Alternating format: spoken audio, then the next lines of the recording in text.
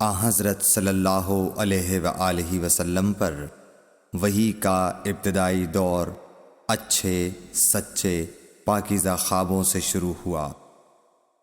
آپ خواب میں جو کچھ دیکھتے وہ صبح کی روشنی کی طرح صحیح اور سچا ثابت ہوتا۔ پھر من جانب قدرت آپ تنہائی پسند ہو گئے اور آپ نے غار حرا میں خلوت نشینی اختیار فرمائی اور کئی دن اور رات وہاں مسلسل عبادت اور یاد الہی و ذکر میں مشغول رہنے لگے۔ جب تک گھر آنے کو دل نہ چاہتا توشہ ہمراہ لیے ہوئے وہاں رہتے۔ توشہ ختم ہونے پر ہی اہلیہ محترمہ حضرت خدیجہ رضی اللہ تعالی عنہا کے پاس تشریف لاتے اور کچھ توشہ ہمراہ لے کر پھر وہاں جا کر خلوت گزین ہو جاتے۔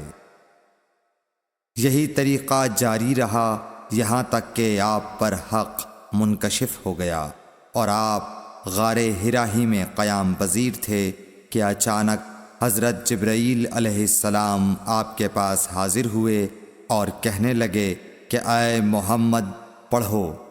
آپ فرماتے ہیں کہ میں نے کہا کہ میں پڑھنا نہیں جانتا۔ آپ صلی اللہ علیہ وسلم فرماتے ہیں کہ فرشتے نے مجھے پکڑ کر اتنے زور سے بھینچا کہ میری طاقت جواب دے گئی۔ پھر مجھے چھوڑ کر کہا پڑھو۔ میں نے پھر وہی جواب دیا کہ میں پڑھا ہوا نہیں ہوں۔ اس فرشتے نے مجھ کو نہایت ہی زور سے بھینچا کہ مجھ کو سخت تکلیف محسوس ہوئی۔ پھر اس نے کہا کہ پڑھ۔ میں نے کہا میں پڑھا ہوا نہیں ہوں۔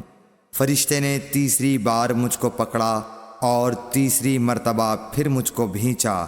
پھر مجھے چھوڑ دیا اور کہنے لگا کہ پڑھو اپنے رب کے نام کی مدد سے جس نے پیدا کیا اور انسان کو خون کی پھٹکی سے بنایا۔ پڑھو اور آپ کا رب بہت ہی مہربانیاں کرنے والا ہے۔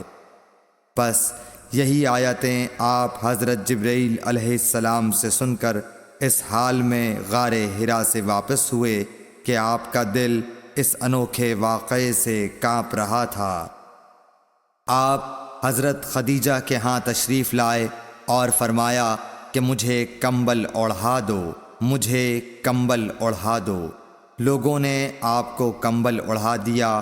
جب آپ کا ڈر جاتا رہا تو آپ نے اپنی زوجہ محترمہ حضرت خدیجہ رضی اللہ تعالی عنہا کو تفصیل کے ساتھ یہ واقعہ سنایا اور فرمانے لگے کہ مجھ کو اب اپنی جان کا خوف ہو گیا ہے۔ آپ کی اہلیہ محترمہ حضرت خدیجہ رضی اللہ تعالی عنہا نے آپ کی ڈھارس بندھائی اور کہا کہ آپ کا خیال صحیح نہیں ہے۔ اللہ کی قسم آپ کو اللہ کبھی رسوا نہیں کرے گا۔ آپ تو اخلاق فاضلہ کے مالک ہیں۔ آپ تو کنبہ پرور ہیں، بے کسوں کا بوجھ اپنے سر پر رکھتے ہیں، مفلسوں کے لیے آپ کماتے ہیں، مہمان نوازی میں آپ بے مثال ہیں اور مشکل وقت میں آپ امر حق کا ساتھ دیتے ہیں۔ ایسے اوصاف حسنہ والا انسان یوں بے وقت ذلت و خواری کی موت نہیں پا سکتا۔ پھر مزید تسلی کے لیے حضرت خدیجہ رضی اللہ تعالی عنہا آپ کو ورقہ بن نوفل کے پاس لے گئیں جو ان کے چچا زاد بھائی تھے اور زمانہ جاہلیت میں نصرانی مذہب اختیار کر چکے تھے اور عبرانی زبان کے کاتب تھے۔ چنانچہ انجیل کو بھی حسب منشائے خداوندی عبرانی زبان میں لکھا کرتے تھے۔ انجیل سریانی زبان میں نازل ہوئی تھی، پھر اس کا ترجمہ عبرانی زبان میں ہوا۔ ورقہ اسی کو لکھتے تھے۔ وہ بہت بوڑھے ہو گئے تھے، یہاں تک کہ ان کی بینائی بھی رخصت ہو چکی تھی۔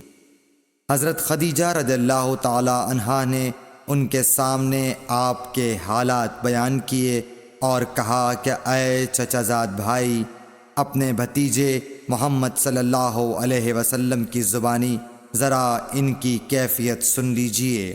وہ بولے کہ بھتیجے آپ نے جو کچھ دیکھا ہے اس کی تفصیل سناؤ۔ چنانچہ آپ صلی اللہ علیہ وآلہ وسلم نے از اول تا آخر پورا واقعہ سنایا، جسے سن کر ورقہ بے اختیار ہو کر بول اٹھے کہ یہ تو وہی ناموس معزز رازدان فرشتہ ہے جسے اللہ نے حضرت موسیٰ علیہ السلام پر وحی دے کر بھیجا تھا۔ کاش میں آپ کے اس عہد نبوت کے شروع ہونے پر جواں عمر ہوتا، کاش میں اس وقت تک زندہ رہتا جب کہ آپ کی قوم آپ کو اس شہر سے نکال دے گی۔ رسول کریم صلی اللہ علیہ وآلہ وسلم نے یہ سن کر تعجب سے پوچھا کہ کیا وہ لوگ مجھ کو نکال دیں گے، حالانکہ میں تو ان میں صادق و امین و مقبول ہوں۔ ورقہ بولا، ہاں یہ سب کچھ سچ ہے، مگر جو شخص بھی آپ کی طرح امر حق لے کر آیا لوگ اس کے دشمن ہی ہو گئے ہیں۔ اگر مجھے آپ کی نبوت کا وہ زمانہ مل جائے تو میں آپ کی پوری مدد کروں گا، مگر ورقہ کچھ دنوں کے بعد انتقال کر گئے، پھر کچھ عرصے تک وحی کی آمد موقوف رہی۔ صحیح بخاری حدیث نمبر 3۔